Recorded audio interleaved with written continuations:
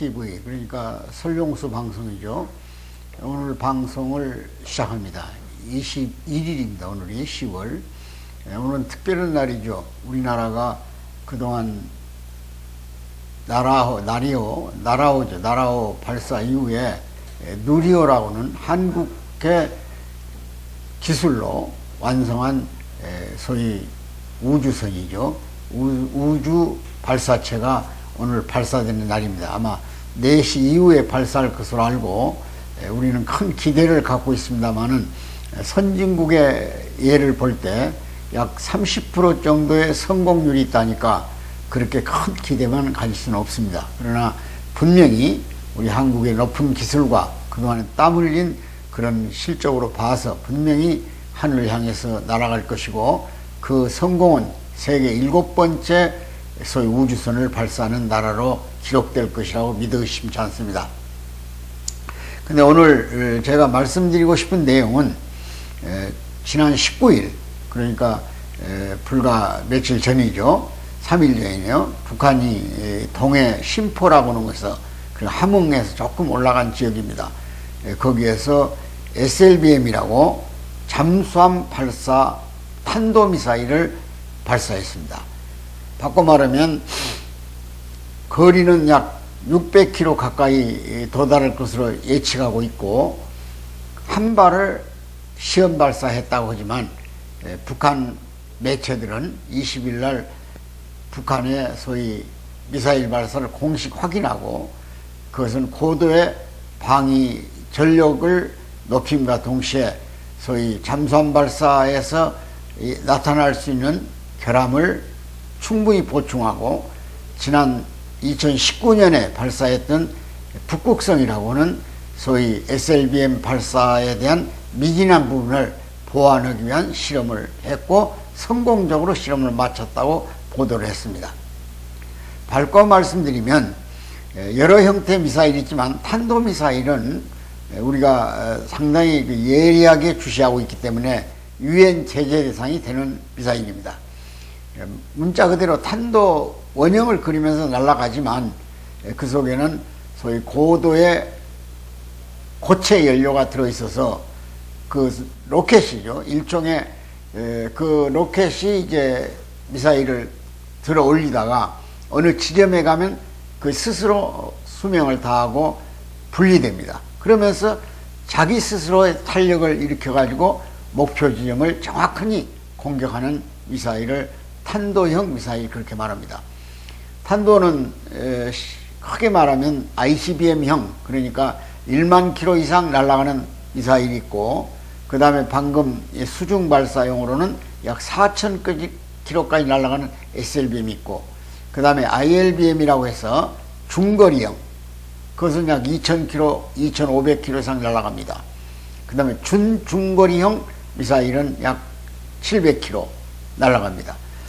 물론 그 중간에 1000km 정도 날아가는 탄도형 미사일도 있습니다. 그러면 북한이 이번에, 물론 지난번 북극성이라고 표현했던 그 미사일도 잠수함에서 발사했습니다.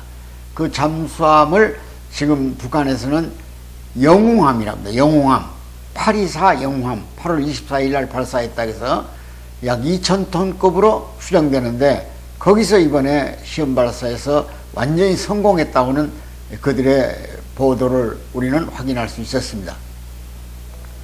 바꿔 말하면 왜 600km 정도, 그러니까 한국과 일본을 위협하죠.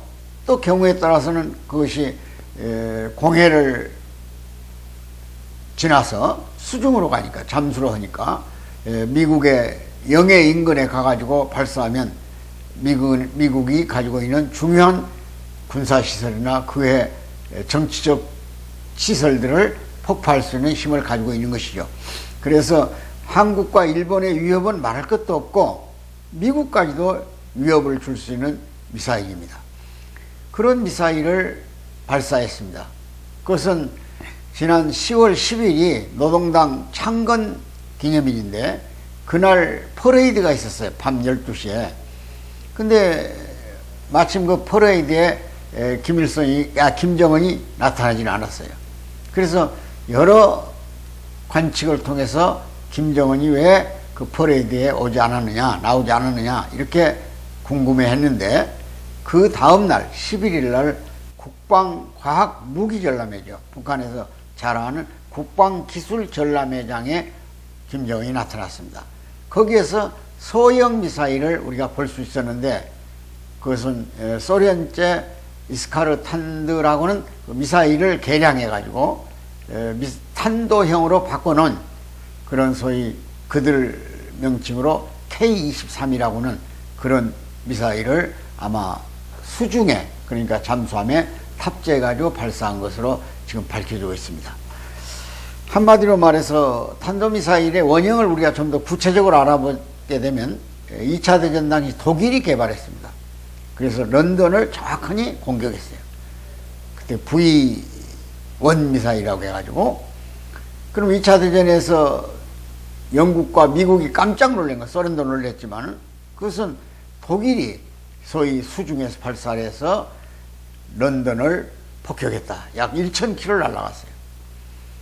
그러나 그 이후에 미국, 러시아가 더 큰 기술 개발을 통해서 탄도형 독일 미사일을 잠재울 수가 있었지만, 그리고 노르만디 상륙을 통해서 결국 전승을 잡았고, 독일 히틀러의 자살로 인해서 독일 소위 히틀러 공화국은 멸망하고 말았습니다. 그 이후에 이태리가 승복하고 일본이 승복해서 2차 대전이 종말을 거한 적이 있습니다. 그러나 지금은 사실상 미국과 러시아가 탄도미사일을 장거리형으로 1만 킬로 이상 나가는 미사일을 하고 있고, 그것도 수천 기. 그리고 중국이 그 탄도미사일을 가지고 있습니다. 물론 미국도 그런 미사일 기술을 일본에 제공했을 것이고 인도에 제공했을 것입니다. 그러나 또 소련과 중국은 파키스탄에게 미사일을 제공했고, 그 파키스탄 기술이 북으로 전입돼 가지고 결과적으로 북한도 그런 미사일 기술을 갖게 됩니다. 그러니까 북한은 완전히 핵을 보유함과 동시에 미사일을 갖게 됐다, 그런 얘기죠. 미사일은 핵을 운반하는 수단입니다. 그러니까 그 미사일에다 핵을 탑재하면 그것이 핵 미사일이 되는 거예요. 그 미사일이 나간 거리만큼 핵은 운반돼 가지고 그 지역을 초토화시킵니다. 인류 역사상 가장 핵의 피해를 크게 받은 나라는 일본이죠. 2차 대전을 종결시키기 위해서 미국이 히로시마와 나가사키에 원폭을 투하했습니다. 그리고 일본 천황이 항복을 했죠. 결국은 2차 대전이 미국의 소위 핵에 의해서, 리틀보이라는 핵에 의해서 결과적으로 승부가 결정되는 그런 위험한 무기이기도 한 겁니다.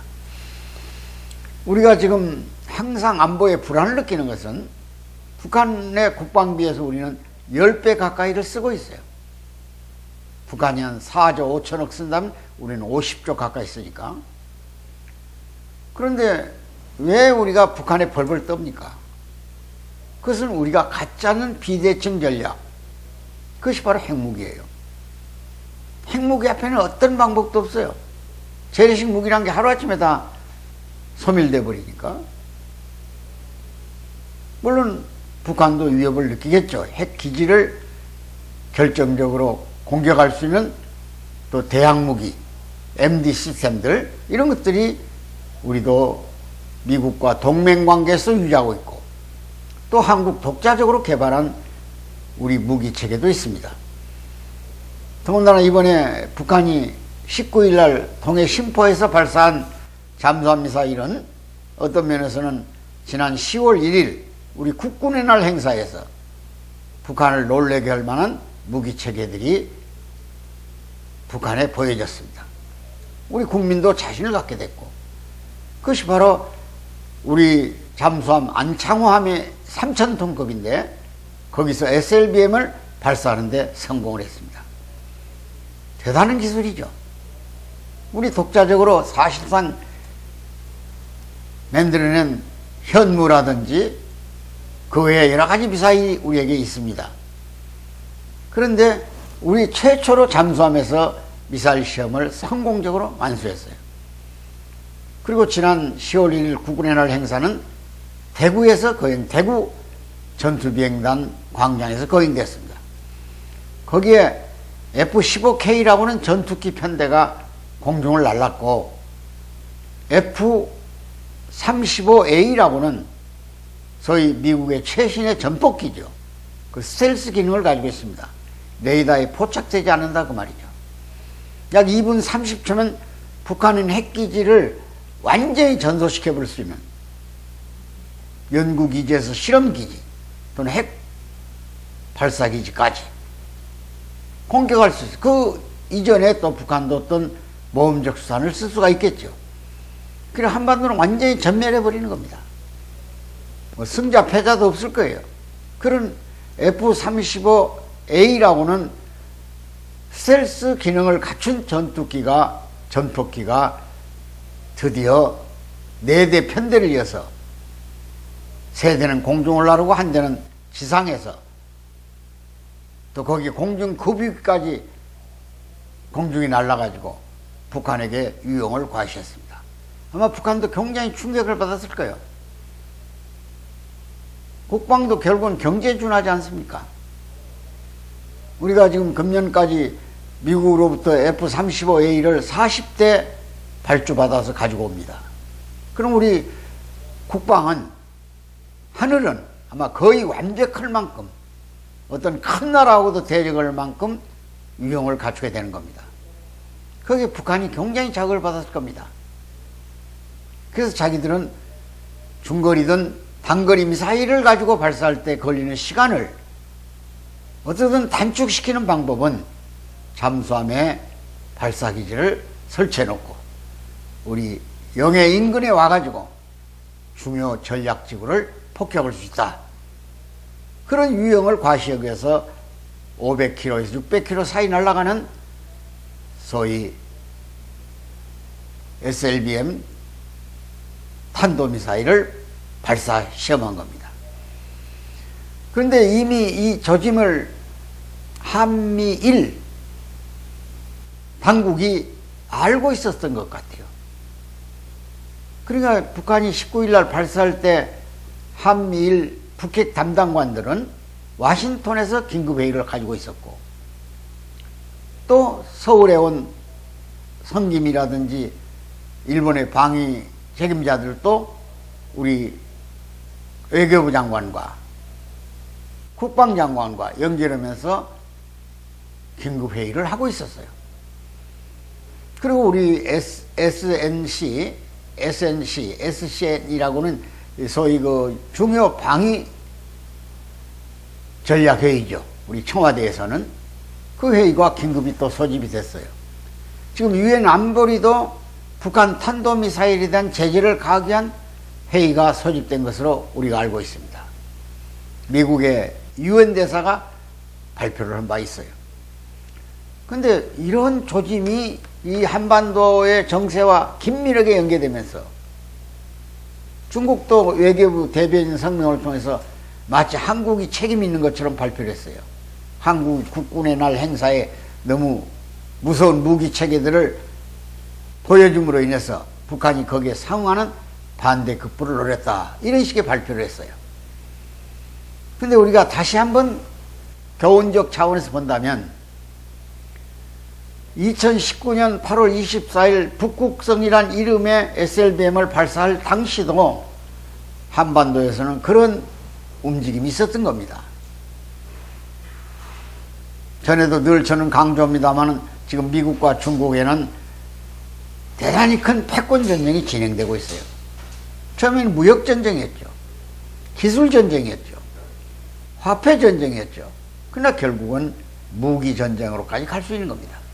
그 무기 전쟁으로 갔을 때 그 전투 지역은 전쟁이 직접 발발할 수 위험한 지역은 물론 남중국에도 있고 또 일본의 센카쿠 열도 위다우다오 거기 인근에서 일어날 수 있습니다. 그건 미국과의 직접 상충하고 대만 위협도 굉장히 지금 위협이 고도되고 있어요. 그런데 가장 위험한 지역은 바로 한반도입니다. 한반도는 최전선이 될 수 있어요. 미국에 지금 약 2만 8천 명이 주둔하고 있지 않습니까? 또 가까운 일본에 핵 잠수함 기지가 있고 요코스카, 그리고 또 오키나와, 그 다음에 괌에 미국의 전략 자산이 충분히 와 있지 않습니까? 그러니까 이런 것을 중국이 견제하려고 할 때는 우선 한반도를 통해서 미국을 응징하고 거기에 따라서 괌이라든지 오키나와라든지 일본의 소위 요코스카 항 같은 그런 군사 전략 기지에 집중 공격을 할 때 한반도는 자동적으로 그 위험지구에 포함되어 버린다 그런 얘기입니다. 바꿔 말하면 북한이 발사한 SLBM이 바로 한반도 정세를 심상치 않게 만든다. 우리는 항상 이 안보의 볼모가 되어 있어요. 지금 한국은 대통령 예비 선거 때문에 대단히 지금 시끄럽습니다. 나라 온통 정체가 지금 대장동 부동산 투기 개발 때문에 시끄럽고, 그 외에 야당 대표를 뽑혀도, 여당은 이미 이재명으로 결정됐지만 야당은 지금 4사람이 경합을 하고 있어요. 11월 5일 날 경합이 끝납니다. 그러고 나서 시끄러울 겁니다. 3월 9일까지. 한 5개월 남았어요. 이 국민이 안보에 관심이 없어요, 지금.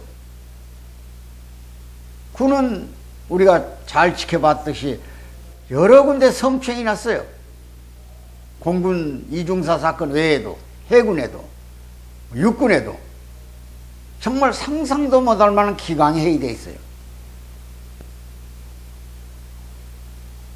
평화를 원하거든 전쟁을 준비하라고 그랬습니다.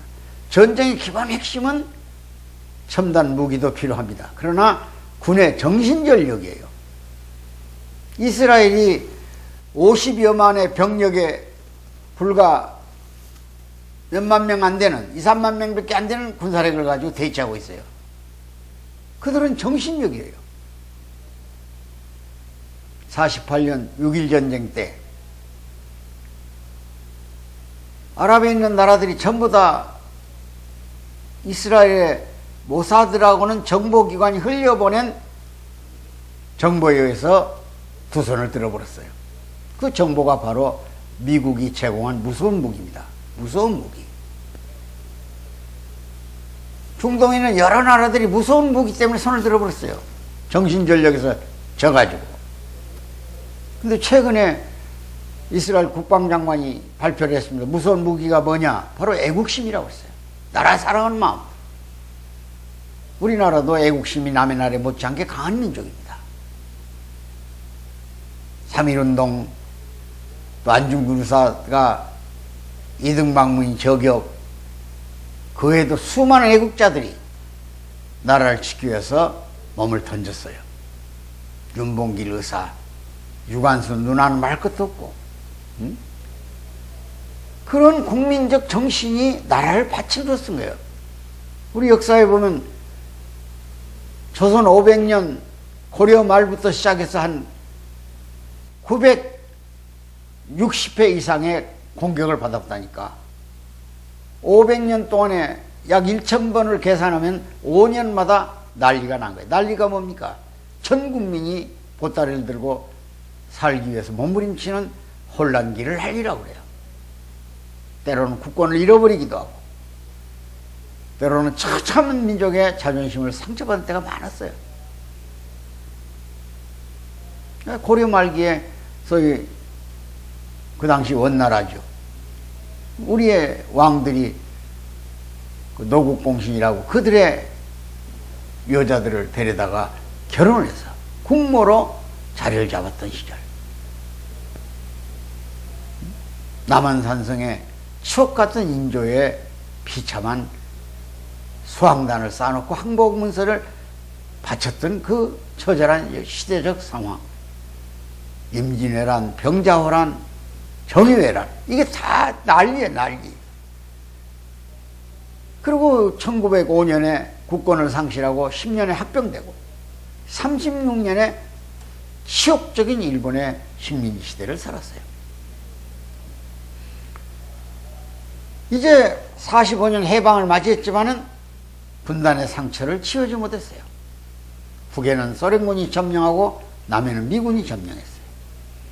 김일성은 소련을 지지해서 거기에 조선인민민주주의 공화국을 창설했고 우리 이승만 대통령은 남쪽에서 대한민국을 수립했어요.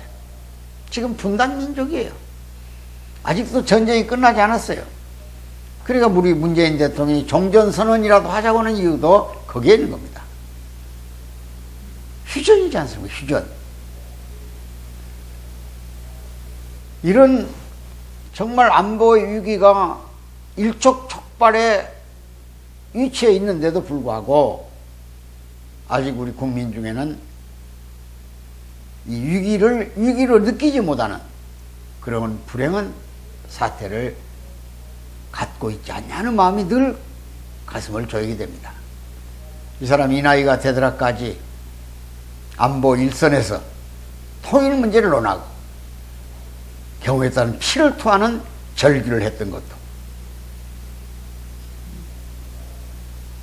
저는 지금도 뭐 많은 시청자들이 그래도 당신이 한마디 해줘야 이해가 잘 가고 애국심이 쉽게 말하면 마음에 감동이 되는 그런 음성을 듣고 싶으니 방송이라도 해달라. 왜냐하면 이 코로나 때문에 모임이 없잖아요.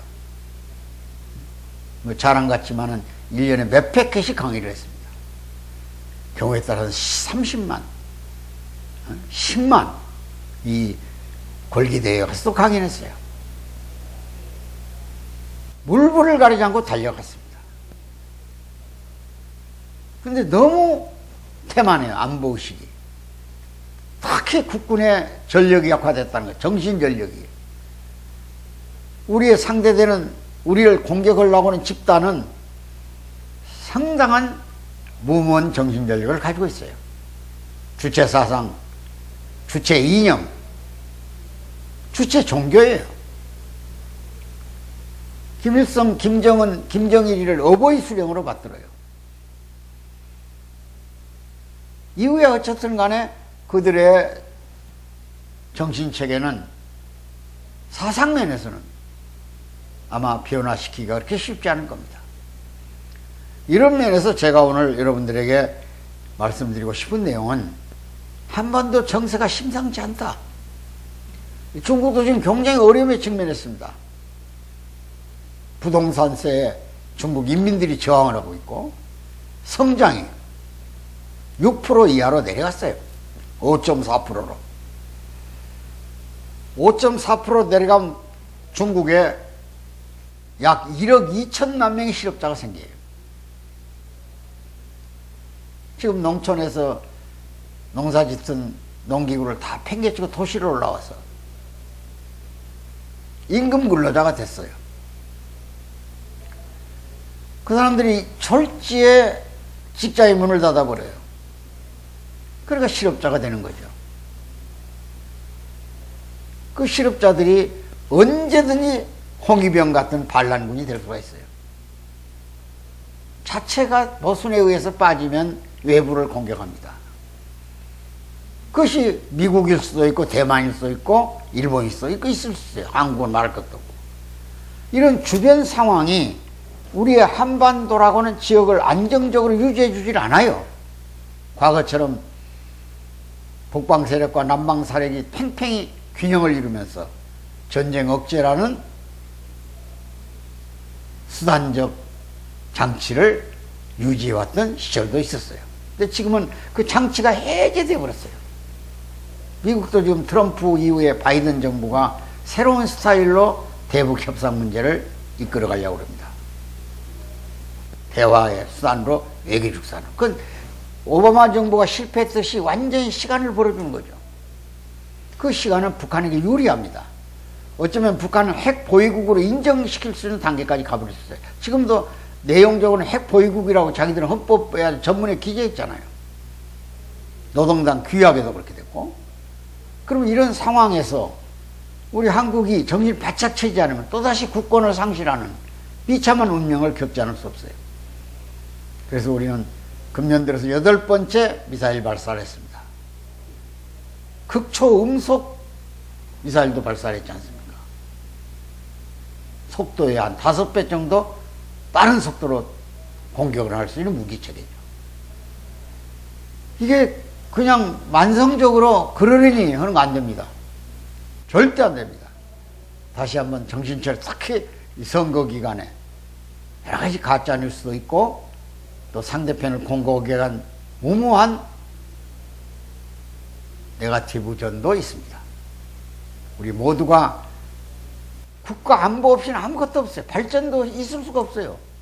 어느 산업시설이 존재하겠어. 전쟁에 휘말려 들어갑니다. 생존하기도 어려워요. 이런 마음의 자세를 갖고 우리가 평화를 원하거든 전쟁을 준비하라는 고전에 있는 말이고, 소위 옛날 3,000년 4,000년 전에도 다 나라를 지키기 위한 군사 전략가들이 지피지기면 적도 알아야지만 나도 알아야 된다 그랬잖아요. 백전의 백승이고,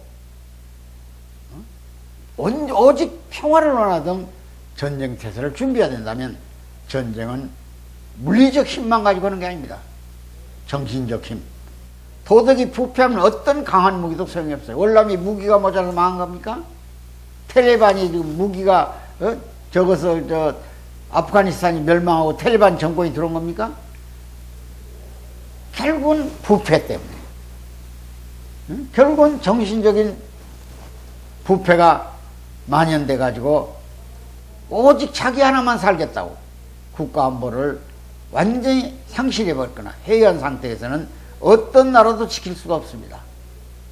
오늘은 북한의 SLBM 발사가 그것도 장거리도 아니고 중거리, 준중거리예요. 500km에서 600km 사이라면 그 사람들이 왜 그런 무기 체계를 개발해서 지금 시험에 성공했겠습니까? 결국은 한반도 위기를 조성할 수도 있고 일본 연안을 공격할 수도 있어요. 아마 미국까지는 그 다음 단계일 겁니다. 이런 면에서 미국이 좀 해이한 상태를 유지할 때 한반도를 볼모로 잡아서 미국과의 협상을 유리한 고지로 끌고 갈 수 있습니다. 이런 점에서 좀 더 안보에 깊은 관심을 가져주기를 당부드리는 마음으로 오늘 말씀을 마치고자 합니다. 감사합니다.